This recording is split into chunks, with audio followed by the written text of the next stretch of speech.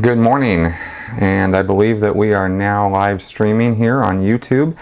I am doing this morning because with all of the craziness of HowdyCon this week here that happened here in Denver, which was the meetup of the underground bunker participants, I just ran out of time this week, what with seeing everybody and doing all the things that were going on this week, and that really big video that I put up. Hey, good morning, everybody. Am I coming across okay? You guys hearing me? Just let me know in the comments. With all of the work that I got done on the video, on the Bill Gothard video that I posted this week, which was a huge, sound's messed up. Okay. How is the sound, sounds the sound messed up? When I was testing it, it seemed like it was, you sound fine, but a bit tired. Yeah. Sounds good to me. Okay. Okay, good. Good. Yeah. This is how my hair is supposed to look. All right. Anyway, this was a really big week, this week. And, just a tremendous amount of work got done. The culmination of a year-long project on the Bill Gothard cult, the Christian cult that came out with that video on Bill Gothard and the IBLP. That was a lot of work. And between that and then HowdyCon and meeting everybody and traveling around Denver, talking to folks and trying to get my other work done, I just didn't have time to get a recorded critical Q&A show done. So for the second week in a row, we're doing a live cast, a live stream of this. And because I knew I could just kind of throw this up and talk to you guys directly. So that's why the live stream and the little surprise. There was no prior announcement on this because I thought I was going to do a recorded one. And of course, it's been a week since right here I proposed to my now fiance, Melissa. And we have gotten a ton of congratulations, just a flood of good wishes. And I really want to thank everybody out there for that because it was, really touched us how much wonderful, good comments and feedback and well wishes and love that we got from you guys. So I wanted to definitely give everybody a shout out for that. It was special to share that part of my life with you guys because you're all part of it, part of my, my whole process here, and I wanted you guys to see that. So anyway, I'm glad that came off as well as it did, and I'm glad that you guys gave me as much love as you guys did. All right, so let's see. We're getting some comments coming in already, which is great. Got some folks watching, which is really fun. So I am going to field questions from you guys now because this is Critical Q&A number 114. By the way, if you guys didn't get a chance to check it out, the Sensibly Speaking podcast this week was also a live stream. I took advantage of Aaron Smith-Loving coming into town, and we sat here and did a live stream on his channel only because we were having such microphone difficulties trying to set up this here. So we did it on his phone, and then I just downloaded it, and that's why the delay yesterday in getting the Sensibly Speaking podcast up. So anyway, that was that's also on the channel, and that was a Q&A pretty much between Aaron and I and some viewers. So that was, and there was a whole bit about racism, which, did get a bit awkward. But I think we ended up, or I think we resolved it. I hope we resolved it okay. Okay, so yes, good. Great to watch you and Aaron. So now I've got one question that I'm going to answer right away that somebody, one of my patrons sent me. Nick C. sent me a question that I'm going to just dive right into, and then we'll go to any comments you guys have and questions you guys are throwing at me. So Nick's question is, historically, Scientology has had a difficult relationship with the United States government, including its law enforcement agencies. During Hubbard's lifetime, Scientologists have infiltrated the IRS. When this was discovered, the FBI raided Scientology offices and unearthed enough paperwork for the courts to send 11 Scientologists, including Hubbard's wife, to prison for their roles in that infiltration. In short, there's no love lost between Scientology and the U.S. government. So here's a request for speculation. What do you think would happen today if a person walked into an org, started to do introductory services, and then in due course disclosed that they are an FBI agent. Conversely, what would happen if a practicing Scientologist decided to apply for a job with the FBI? Please feel free to speculate both in terms of Scientology's response and the FBI's response. Okay. So, yes, the relationship between the Church of Scientology and any alphabet organization, FBI, CIA, DHS, any of them, is one of contention. But it's a quiet contention. Ever since the IRS victory in 1993 with the tax exemption, Hubbard, or rather Miscavige, declared that the war is over. And they wouldn't be in a state of outright hostility and war anymore between the church and the U.S. government. Since that time, Miscavige has worked to get his PR people and behind-the-scenes people and his attorneys to create good relationships in the government. And they do have a couple of senators and representatives, and I can't name names because I don't know them all, but I do know that those relationships exist, that they have cultivated and spent a lot of money to cultivate. In fact, an example was Pam Biondi. There's a name, that I can give you, who was a district attorney or state, I think, attorney general for Florida. And I know she has political aspirations, and Scientology was definitely cultivating a relationship with her. So they work on those relationships behind the scenes. But this does not mean everything is rosy and wonderful and all peachy keen between these organizations. I don't think the U.S. government as a body, I don't think the IRS as a body particularly trusts the Church of Scientology. I don't think they want to go after them again. I don't think the level of distrust is that high, but I don't think that they, think that Scientology is totally on the up and up. I think they consider the Church of Scientology a necessary evil, along with every other, destructive cult and religious group and sort of questionable group in the United States that has First Amendment protection and 501c3 status.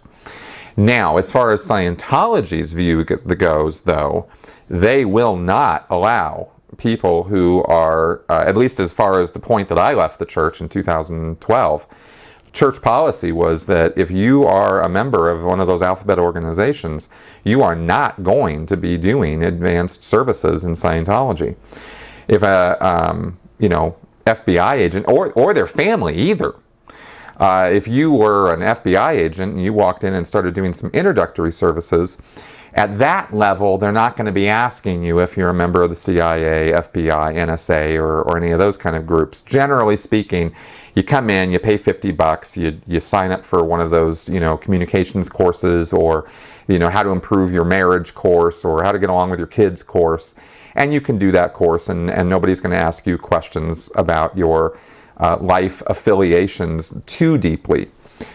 If you were to offer that information up, they would then start coming up with excuses as to why you can't be doing services, and it would get awkward. I realize this would be like a weird, awkward situation, but that would be the case. They're not supposed to be servicing, IRS officials or FBI officials or people like that. So, and I also don't think, given the previous contentious relationship between those government agencies and between Scientology, I don't think you'd really see FBI or CIA agents going into a church to do services. It's certainly, in all the years that I was involved, it never came up that they overtly came into the church to do services. Covertly, yes, right? Over the years in the history of the Church of Scientology, the FBI did send people in to do services. I think I read somewhere, although it was in one of these conspiracy type things, so I don't totally trust this source, but I read that the Air Force had sent some people in because they were all interested in Hubbard's OT technology, right? Out of body, remote viewing, that kind of thing. But that was back in the early 70s.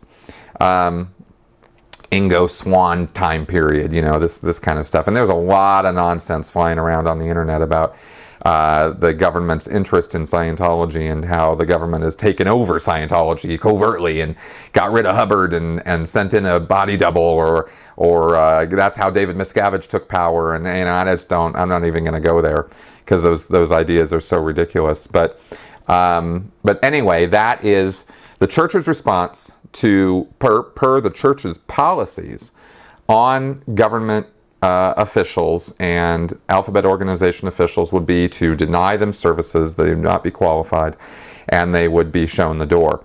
That kind of thing, like I said, wouldn't come up during the introductory services, but once you start going over to the more advanced services where you're really doing the more hardcore Scientology stuff, which is basically the difference between being in Division 6 of the organization, which is the public divisions, moving over to Division 4, which is the technical division, or the division that delivers, the real Scientology services. When you make that change, they do interviews on you with a meter, and they ask you questions, including, are you a member of the FBI, CIA, DHS, NSA?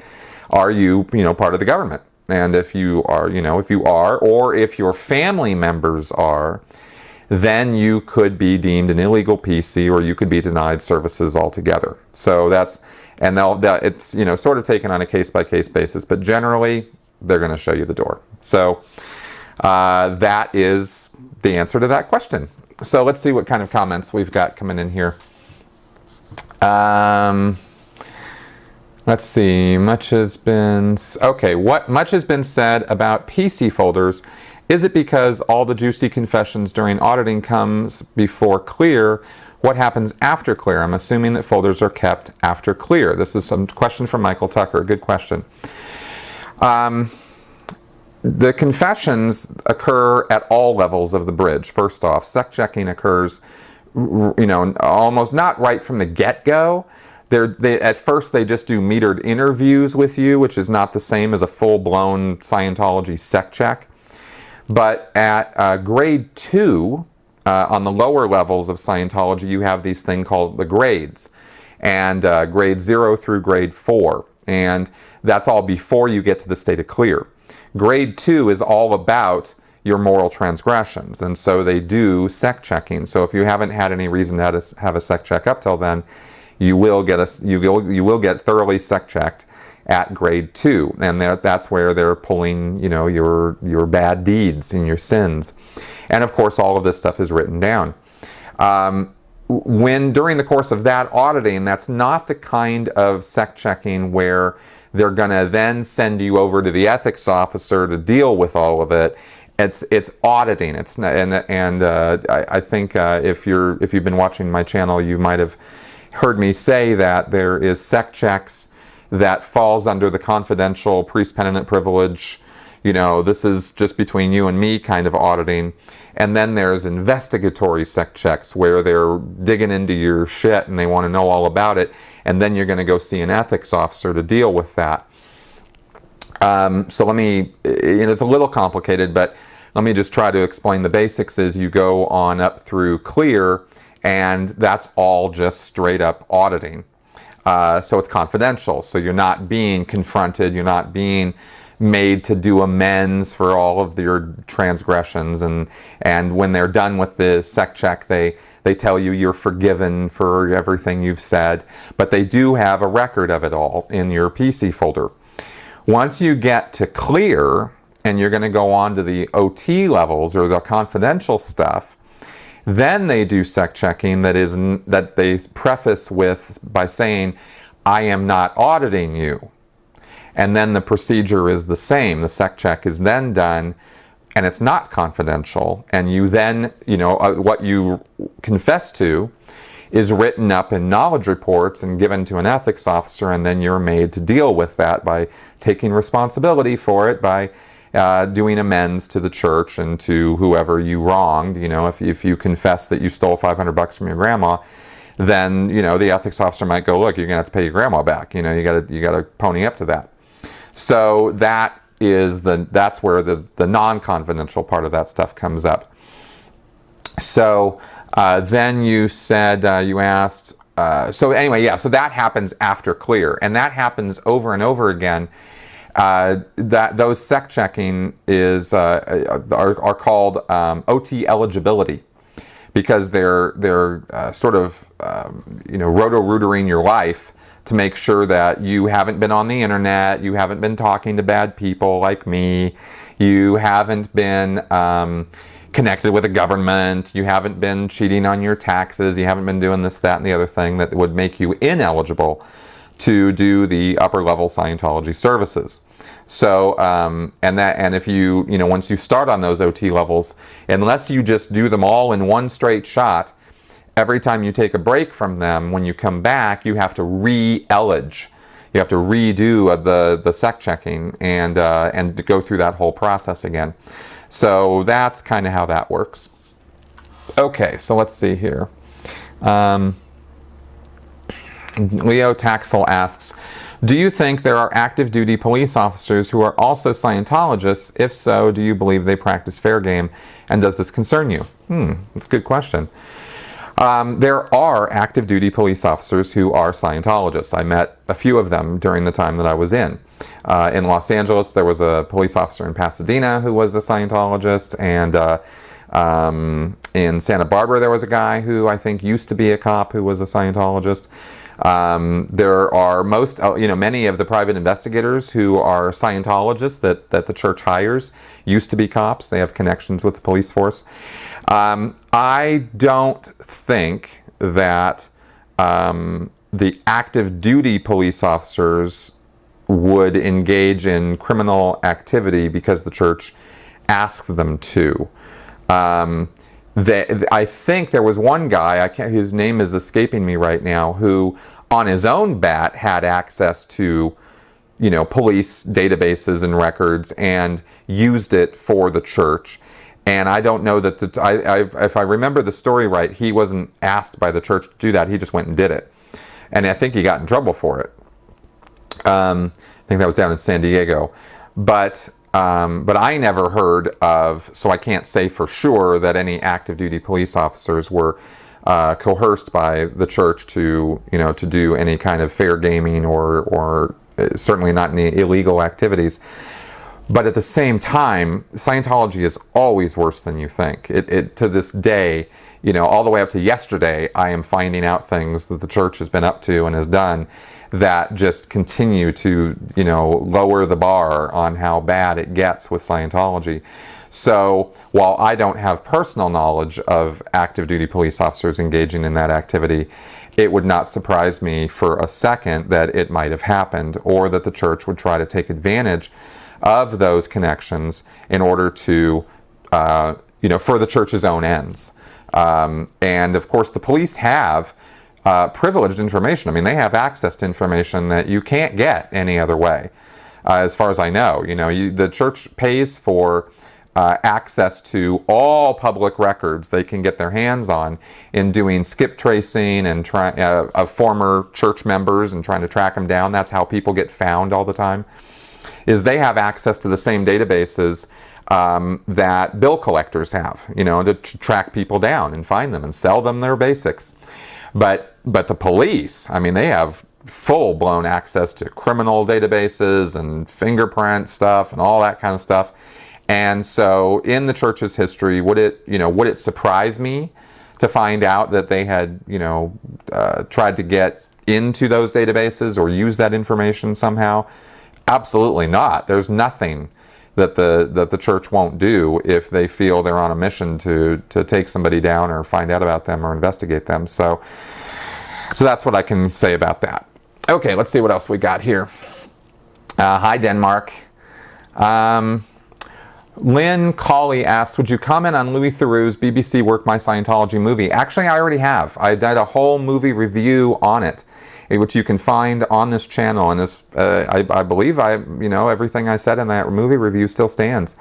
So check it out. It's I think it's about 20 or 30 minutes. I said quite a bit, so I don't want to try to regurgitate it here. Okay, let's see here.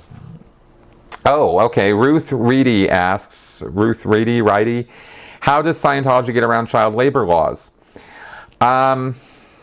Okay, well, let's see here. They don't employ children. In other words, the church doesn't employ anybody. The church has volunteers. All Sea Org members and all people who work for the Church of Scientology sign contracts, and if they're minors, their parents, sign on the dotted line as well, that they are religious volunteers and are not entitled to any employment benefits, insurance, compensation. The contract specifically states that they are given a kind of allowance or pocket change, and that this is the whole of the agreement between the church and between them as religious volunteers. And of course, also in that contract is that they get free Scientology services as an exchange for their labor. But it's not an employment contract. There's no, so they're not officially considered employees, and I think that's how they get around. As far as I understand the laws, and as far as I understand how it all works, and I am no lawyer, and I do not, nothing I'm saying here has any kind of weight in that regard. But as I understand it, that's how they legally get around having to do that sort of thing. Now, there are still child labor laws as far as how long a minor can work in any given day, even as a volunteer. And the church used to just ignore those laws. And now, when I was involved in the late 2000s, they started trying to enforce those laws internally. The Office of Special Affairs would come around and make a stink if the children weren't going to school for a few hours a day, weren't, getting educated, and were not, quitting after so many hours of work a day. But we all know it didn't used to be that way, and the church's history in this is very, very poor, and they were just flat out ignoring the well-being and welfare of the cadets and the children who were around. And this was mostly in the Sea organization. I have very, very rarely, I can count on one hand how many minors I saw working for the Church of Scientology at the local church level. Like at, Denver, Twin Cities, Milano, Keokuk, Keokuk. I don't know how to pronounce that word, but I've always said Keokuk. Anyway, if I'm wrong about that, you guys can correct me. But I never really saw minors, doing any staff work. Because they were sort of conscientious about, not signing people up until they were of an age where they could, work. But in the Sea Org, 10-year-olds, 11-year-olds, 12-year-olds, and the history of this is tragic. It is very, very sad and very, very horrifying. And the church definitely has very dirty hands when it comes to how it is dealt with children. So this is a subject I'm actually very interested in. I want to do a lot more research on that, but that's far into the future. I've got my existing projects I need to get done first before I can dive into that whole sordid topic and really lay it all out. And I want to do that in a big way as a future project. Let's see here. Great going. Thank you. Maciej, I'm going to butcher that name. Maciej Posieka. How does the kids' education work, given that Scientology has beliefs quite in contrast with the typical curriculum? Well, it's yes and no. The curriculum follows the curriculum I was aware of, again, when I left in 2012, and they had gone through a great deal of work to try to lay out some curriculum and teach kids according to some, state standards. But this was all new. This was a new thing. Prior to this, they were just, it was a free-for-all as far as how the kids were dealt with. So there was no effort being made to try to teach a curriculum really beyond basic reading and writing and arithmetic, which is not contrary to any of Hubbard's beliefs. But as far as science, and which is where science is really where you would start running into conflicts or potential conflicts. English, arithmetic, this kind of thing. There's not any problem. But but the guy who was putting the curriculum together was doing a pretty standard layout of, and was using standard science textbooks to teach the kids. And the way they reconcile it is I think the same that the way they reconcile it with any Scientologist, where Hubbard's word becomes more important than what's in the science textbook. So they know that the science textbooks are getting it wrong on the definitions of energy, or what matter consists of at the lowest subatomic level, right? Because Hubbard explains it in other terms than how science explains it. And so they're sort of taught, this is where the indoctrination comes in, that the kids are taught in the same way any Scientologist is taught, that, yeah, that's what they say, that's what the scientists say, and yeah, you need to know that, but actually, to pass the test, but actually what Ron says is actually how it really is. And so, that's the cognitive dissonance sort of works itself out in people's heads. And that's about as good an answer as I can give you on that. Let's see here. Can you explain word clearing? Yes, but I'm going to do that in a lot more detail in a dedicated video when I do my video series on Scientology basics. And so all I can really say right now on it, the simple explanation is, word clearing is the process of using a dictionary to look up and clear words that you do not understand, or have some shade of misunderstanding about. And so if you don't, if you're looking at a word like balderdash, and you don't really get what balderdash means, then you open up a dictionary, you look up the definition, you use that definition in the word in sentences with that definition, and then you go through all the other definitions, use those definitions in sentences, the word balderdash. I thought that was balderdash, he was full of balderdash, the world's, I watch balderdash on the news every day. Like, you just come up with sentence after sentence after sentence until that definition makes sense to you. And you go through all the definitions that way, and then you read the derivation of the word, where it comes from, and now the word is cleared. Right now you understand that word, and you go back and look at it in the text, and that sentence is now supposed to make sense to you, and you continue reading, and that's basically word clearing. And there's lots of different methods of finding what words you don't understand, and it gets really complicated and really ridiculous, and we'll go into all that later in more detail. Carl Tyndall asks, is Andy Nulch for real, or is he just a troll? Dude, I think he's for real. Because when he first came out and came on the scene, I was having private conversations with him, trying to explain some things and trying to lay out some critical thinking stuff, and he just wasn't really having any of it, and I just kind of pulled the plug on that effort. And now, and maybe I didn't deal with that as well as I should have, and I'll just say that out loud right now. But he, I didn't try to antagonize him, but in pulling the plug, I might have done that. And now he's really got, this thing about me, and whatever. You can't please everybody, and everybody's entitled to their own opinions and their own ideas. And I'm more than happy that he's doing his thing, and I wish him all the luck in the world in what he is doing. And I'm not going to sit here and deride the guy, because he has his ideas of how things work, and whatever. I couldn't disagree with him more on just about everything, but that's just a disagreement. That's not I don't take what he's doing personally, and I don't have some personal grudge against the guy. So whatever, Okay, let's see here.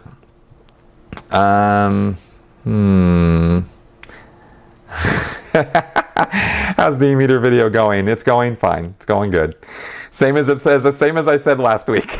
It's, we're trying to resolve a couple technical issues on 2 points with the meter, and once I get those resolved, I will be able to finish the script, which is way over halfway, 3/4 of the way done, and then put it together, and it's going to be it'll be good, but it needs to be done right.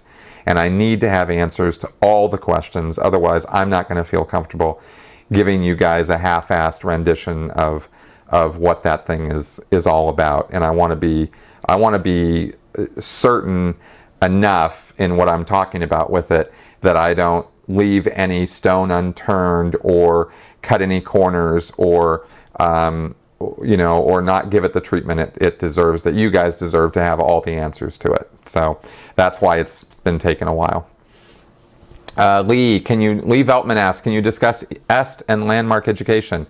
Well, sure. I mean, those are offshoots of Scientology to a degree. I think I have discussed those before in earlier Q&As. You can look that up on my the search page on my blog. mncriticalthinking.com has a list of all the critical Q&A questions I've taken up. I have to get it up to date for the last few shows, but most of it is there. EST and Landmark are just other self-help groups that are cultish, and I would not recommend people do them. They are, they're money grabs, and their efforts to use some weird methodology to try to make, people believe that their lives are improved, and I don't think that kind of stuff is necessary. I think that, hunkering down and using critical thinking and facing reality and just kind of dealing with life on its terms is the way to approach things. And I don't think there's any, one-size-fits-all scheme that's going to make all of us better human beings. I think we're all individuals who have individual problems and needs and wants, and we need to be treated as individuals. And I don't think that these systems, The Secret and Tony Robbins and these self-help things, you're either getting feel-good mantras or weird pop psychology pseudoscience, or flat out cultish thinking and cultish techniques being pushed on you that put the whole us versus them thing into play.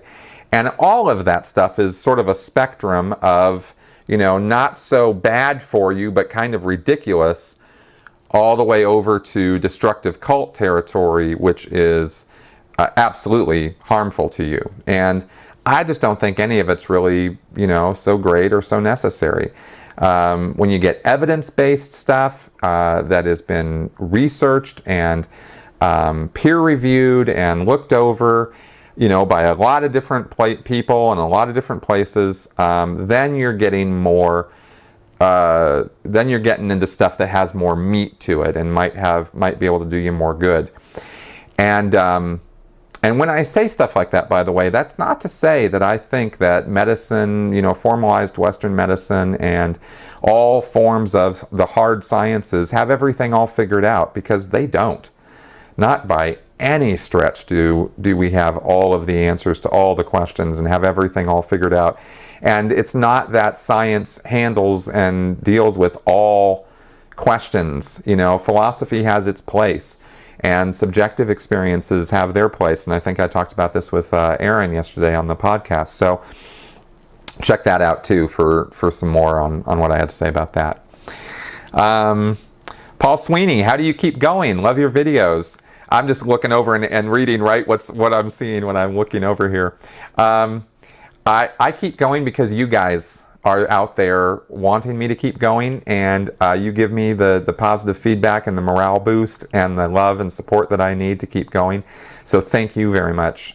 And it's really the help that I'm able to give to the world at large through the exposure and the education that I try to provide is when I get the positive feedback on that. And I don't mean yay Chris, you're so great. I mean the emails and the comments and the feedback of how I have helped people through my work to get out of destructive cults, to help their family and friends out of destructive cults or bad situations, and through the work that I've done, they've been able to recover from the situations they were involved in, stay out of those kind of situations in the future.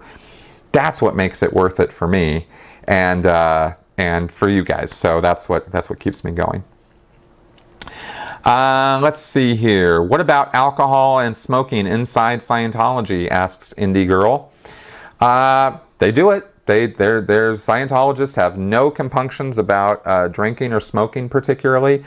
As a broad group, like there aren't intense rules about this. You can't have alcohol within 24 hours of an auditing session, but otherwise, drink up. They don't want alcoholics, of course. They discourage drinking in excess. Hubbard wrote in The Way to Happiness, be temperate. And Scientologists generally try to apply that, although I certainly met my share of Scientologists who were, borderline alcoholics or even full-blown alcoholics. And the church has, its Narconon purification crap that they use to deal with that. Sometimes it bites and helps the person. Sometimes it doesn't. It's very hit and miss. Very hit and miss. The percentages of success Scientology pretends to claim on that are not anywhere near what the reality of that is. So that's the alcohol side. Hubbard encouraged smoking. He was talking about nicotinic acid, I think, nicotine and niacin or niacinamide or some. Anyway, he said something was in cigarettes that was helpful to people. And he thought that that there wasn't anything particularly wrong with smoking. And this was in the 1960s. He was talking about this stuff. I think later he toned down because he was smoking unfiltered Cools, which are pretty damn strong. But there isn't. They'll drink, they'll smoke, and especially as you move up the hierarchy, you see a lot of Sea Org members who smoke because they're just dealing with the stress. I even smoked for a while when I was in. Okay, Marty Rathman. Let's see here. It's not a question, but something I noticed today is excerpts from Marty Rathman's video have started to show up on YouTube as paid ads. You'll have to tell me a little bit more about that.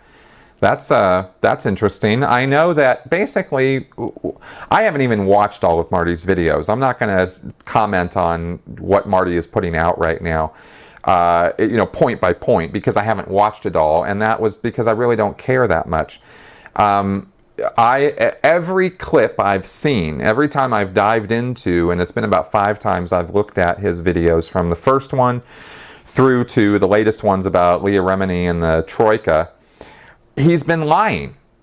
Every time I've popped up one of them and looked at a clip or looked at the whole thing, he was telling more lies than he was telling truth. And my supposition of what he's up to right now with those videos, whether they're church sponsored or not, they are certainly very well shot, as Steve Kanan commented last night at HowdyCon. The style of the videos is very much Scientology style. But that doesn't prove anything as far as whether the church is actually sponsoring them or not. But what he appears to be doing is forwarding the church's propaganda about everything he ever had anything to do with. So he's going back and completely annihilating Going Clear because he was in Going Clear. He's annihilating My Scientology Movie because he was in My Scientology Movie. He's going back and sort of not recanting, but instead putting a whole new spin on everything he ever said in the past about Scientology. And he's just sort of nullifying himself. And I think that's part of what is going on with what he's doing right now. Why he's doing it, I have no idea. And you guys know, or should know from me, that when I don't know, I'm going to say, guys, I don't know. And that's, I can only comment on what I see and what I do know, or what I can conclude from the information I have right in front of me, and that's what I can conclude so far. But I can't speak as to motives with the guy. Okay, let's see here. Betsy, going to scroll up here for a second. Yeah, Hubbard told his followers that not smoking was bad. Sea Org smokes like chimneys. That's exactly right, Betsy. That's exactly right. Okay, let's see here. Another question from Maciej. Living in New Zealand, I noticed that Scientology opened massive facilities in Australia and New Zealand. Do you think they're trying to push out to fresh pastures?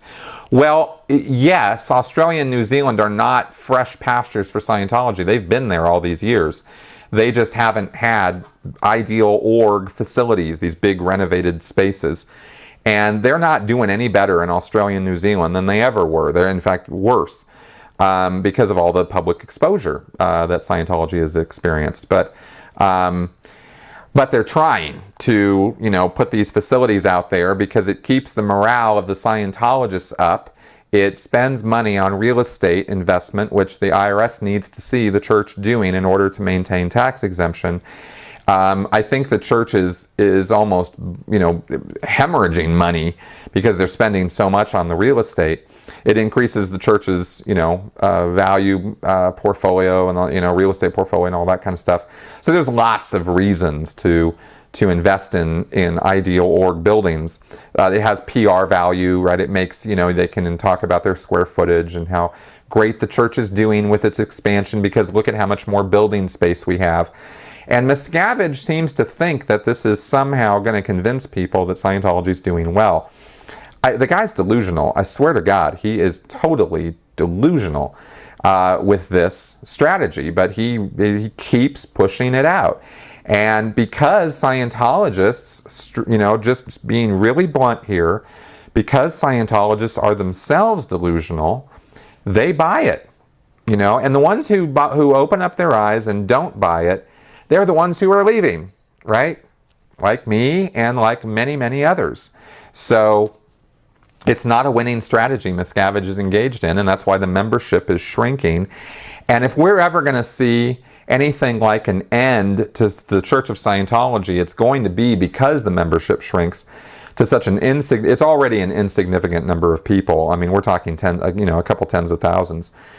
But it's going to shrink down to even less and to the point where, eventually church offices will probably start closing. But that's, regardless of any of that, Scientology's influence on the world is so pathetically tiny that it really serves, for me now, it serves more as an object lesson in how destructive cults operate, and not just in a religious sphere, but across all spheres. And I really look at Scientology now as, an example, a model I can look at and talk to you guys about to teach what groups not to get involved in. It's not just don't get involved in Scientology. It's don't get involved in any group like Scientology. And that's, my effort as I move forward is using them in that sense. Okay, so we're going to be wrapping up shortly because I think I've been online for well over half an hour here. That's what my idea was in doing this. So don't you think Leo Tax the Last? Don't you think ideal orgs could bolster Scientology's prestige in the third world? I think that's the effort. Yes, I do think that's the effort, and I think I can.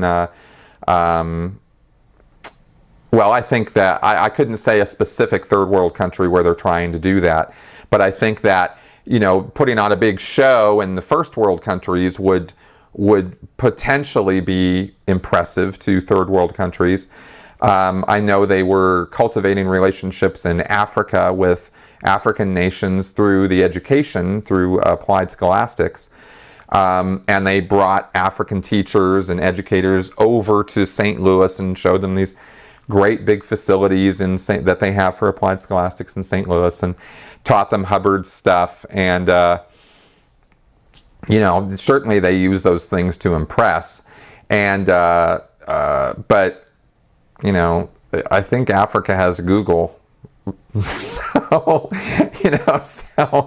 really at this point, if you get involved with or in the Church of Scientology, it really is on you at this point.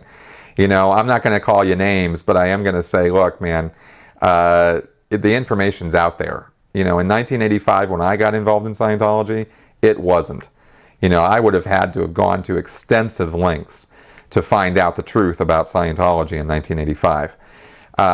So I will give, all kinds of passes to people pre-internet for getting involved in, Scientology. But at this point, I mean, come on. You really don't have any excuse for being ignorant about what the Church Scientology is up to. So, okay. So we're gonna wrap up here now. Thank you very much for coming around. If you are, I haven't said this in a while, so if you are enjoying my channel and getting something out of this and are finding it educational, informative, and entertaining, consider throwing me some love through PayPal or by preferably becoming a Patreon supporter of mine at patreon.com/Chris Shelton. Links below in the description to this and all my videos. But regardless of any of that, I really appreciate you guys' love and support. Keep it coming. Keep the comments flowing, and I've got my queue of questions to answer, and I will keep the questions going on that. Next week, we will go back to regular format, and we will be getting started on that Scientology Basics series in pretty short order. I'm going to be doing a little bit of a HowdyCon wrap-up and summarization this week. And then next week we'll probably, next week I've got something really special coming out, and I've only got a week to put it together, so I'm going to be a busy little beaver this week. But probably the week after that, or thereabouts, we will get going on that Scientology Basics series now that some of these bigger projects have finally been gotten out of the way. So thanks for coming around, and I'm going to end the broadcast now, and I will see you guys in the near future. Okay, bye.